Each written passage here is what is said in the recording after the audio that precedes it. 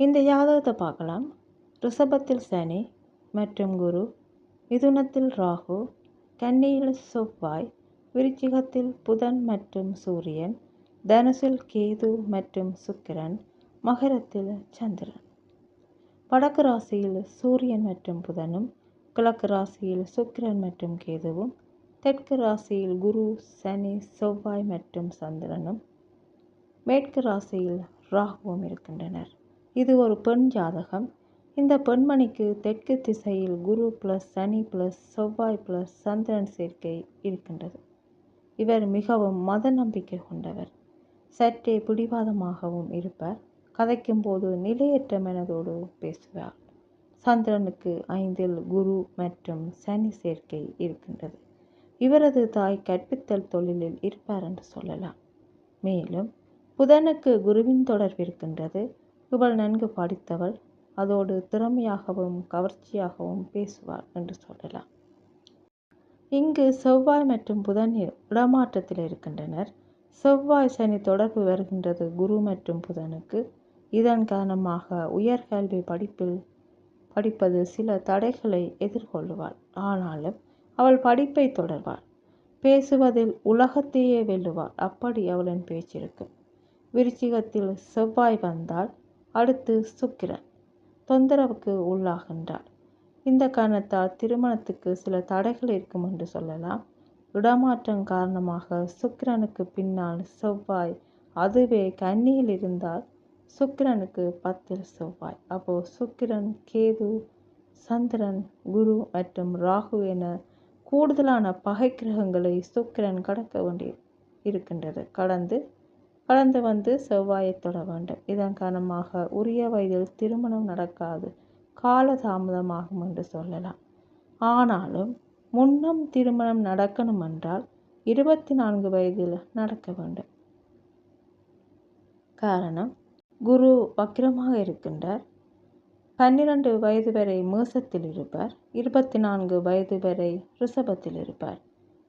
ரிஷபத்தில் குரு வரும்போது இங்கு செவ்வாய் புதன் இடமாறி இருக்கின்றனர். அப்போ ரிஷபத்துக்கு குரு வந்ததும் விருச்சிகத்துக்கு செவ்வாய் வருவார், கன்னிக்கு புதன் போவார். இப்போ விருச்சிகத்தில் செவ்வாய் இருக்குமாக இருந்தால் அடுத்து சுக்கிரனை தொடுவார். இப்போ வக்ரகுரு 24 வயதில் ரிஷபத்தில் இருப்பார். அப்போ குருவின் நேரடி பார்வை விருச்சிகத்துக்கு விழுகின்றது. அப்போ விருச்சிகத்தில் இருக்க வேண்டிய கிரகம் செவ்வாய், அவர் கன்னியில் இருக்கின்றார். குருவின் பார்வை விருச்சிகத்துக்கு வரும்போது செவ்வாய் விருச்சிகத்துக்கு வருவார். விருச்சிகத்தில் இருக்கின்ற புதன் கன்னிக்கு போவார். இப்படி நடக்கும்போது செவ்வாய்க்கு அடுத்து சுக்கிரன் இருக்கின்றார். சுக்கிரனும் குருவோடு பரிவர்த்தனை ஆகின்றார். அப்போ சுக்கிரன் ரிஷபத்துக்கு போவார், தனுசுக்கு குரு வருவார்.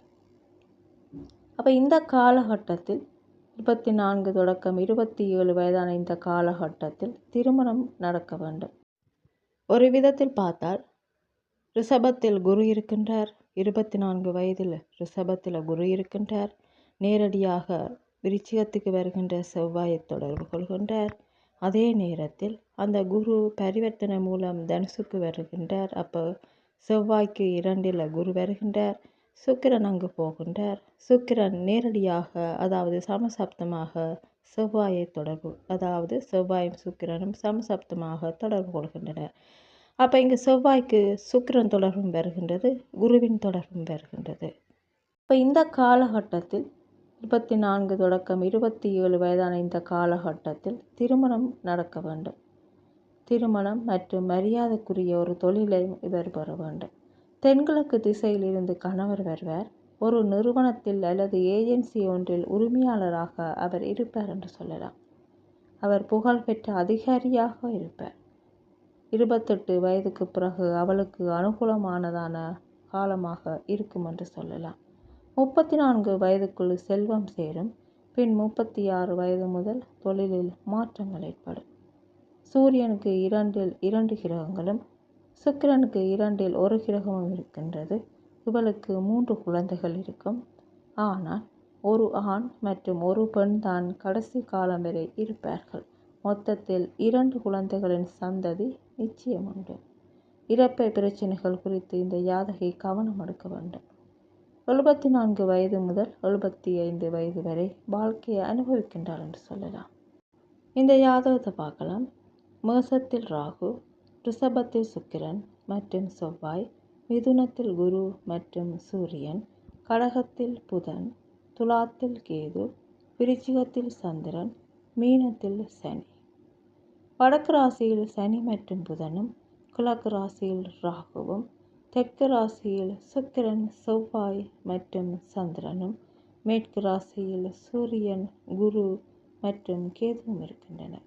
இது ஒரு பெண் ஜாதகம். இங்கு சூரியன் பிளஸ் குரு சேர்க்கை காணப்படுகிறது. இவளுடைய பெரியவர்கள் நல்லொழுக்கம் உள்ள மரியாதைக்குரியவர்கள் என்று சொல்லலாம். சூரியன் பிளஸ் குரு சேர்க்கை செவ்வாய்க்கு 2 இருப்பதால் அவள் கணவன் மரியாதைக்குரிய ஒருவர், அரசாங்கத்தில் உள்ள நபர், உயர் அதிகாரி அல்லது ஒரு தனித்துவமான சமூக அங்கீகாரத்தை அவர் பெறுகிறார் என்று சொல்லலாம். சனிக்கு 5 புதன் இருப்பதும் சுக்கிரனுக்கு 3 புதன் இருப்பதும் அவள் அறிவாளி என்பதை குறிக்கிறது.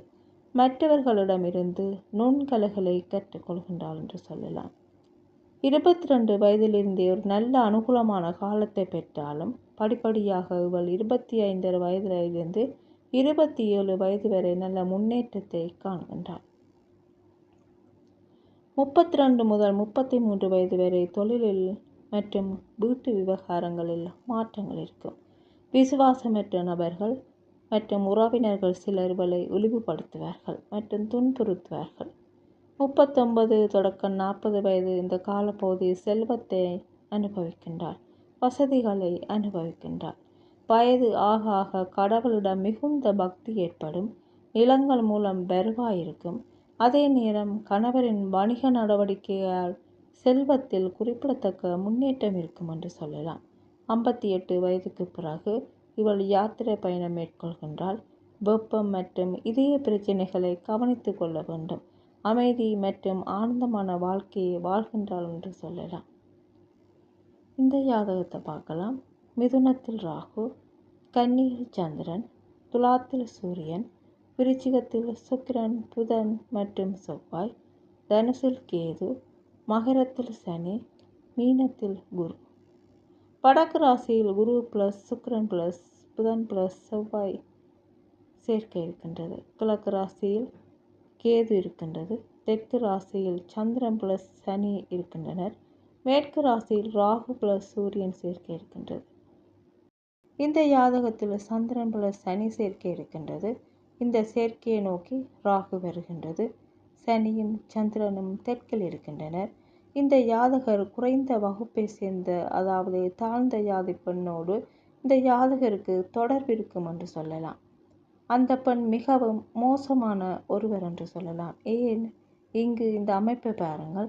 அதாவது இந்த சேர்க்கையை பாருங்கள். சந்திரன் பிளஸ் சனி, இந்த சேர்க்கையை நோக்கி ராகு வருகின்றது.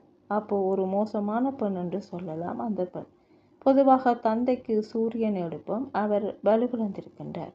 அதே நேரம் ராகுவோடு சூரியன் சேர்க்கை, இருவரும் மேற்கு திசையில் இருக்கின்றனர். சூரியன் பிளஸ் ராகு சேர்க்கை. 2 சந்திரன் பிளஸ் சனி சேர்க்கை இருக்கிறது. ராகு விஷத்தை குறிக்கும். விஷம் சாப்பிட்டு தந்தை மரணிக்கின்றார் என்பதை இந்த அமைப்பு சுட்டி காட்டுகின்றது என்று சொல்லலாம். ஜாதகரை குரு குறிக்கின்றார். குருவிற்கு 2 பக்கமும் கிரகங்கள் இல்லை. இவர் நிறைய இடையூறுகளையும் தடைகளையும் எதிர்கொள்ள வேண்டும். ஜாதகருக்கு 9 செவ்வாய் பிளஸ் புதன் பிளஸ் சுக்கிரன் சேர்க்கை, அதுவே சனிக்கு 11ஆகவும், ஜாதகரான குருவிற்கு சனி 11லும் இருப்பதால் விவசாயம், வணிகம் சம்பந்தப்பட்ட தொழில் மூலம் ஜாதகர் முன்னேறுகின்றார் என்று சொல்லலாம். 44 இருந்து 47 வயது வரையான காலப்பகுதியில் நல்ல முன்னேற்றம் வாழ்க்கையில் இருக்கும். இந்த காலப்பகுதியில் இடமாற்றங்களும் இருக்கும். 40 தொடக்கம் 47 வயதுகளில் சகோதரர்களுடன் சர்ச்சையில் இவரும் ஈடுபடுகின்றார். இவரது மூத்த சகோதரத்துக்கு ஒரு சர்ச்சை இருக்கும். சனிக்கு 3 ஜாதகர் இருக்கின்றார். அதே நேரம் புதனோடு தொடர்படுகின்றார். அப்போ ஜாதகரின் மூத்த சகோதரன் வேறு இடத்தில் ஆசிரியராக இருப்பார் என்று சொல்லலாம். செவ்வாய் ப்ளஸ் புதன் ப்ளஸ் சந்திரன் சனிக்கு 11வது இடத்தில் இருப்பதால் ஜாதகரின் சகோதரர் தரகு தொழிலாக வணிகத்தில் கால்நடைகளின் தொழிலையும் செய்கின்றார் என்பதை இது குறிக்கிறது. ஜாதகருக்கு சகோதர சகோதரிகள் இருப்பார்கள்.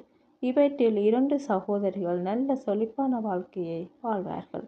மற்றவர்கள் சராசரி வாழ்க்கையை வாழ்வார்கள் என்று சொல்லலாம். இவர் 43 தொடக்கம் 49 வயதான இந்த காலப்பகுதியில் உயிருக்கு ஆபத்துக்களை, அதாவது உயிரோடு சம்பந்தப்பட்ட ஆபத்துக்களை எதிர்கொள்ளுவார். அதிலிருந்து தப்பித்து 72 வயது வரை வாழ்க்கையை வாழ்வார் என்று சொல்லலாம்.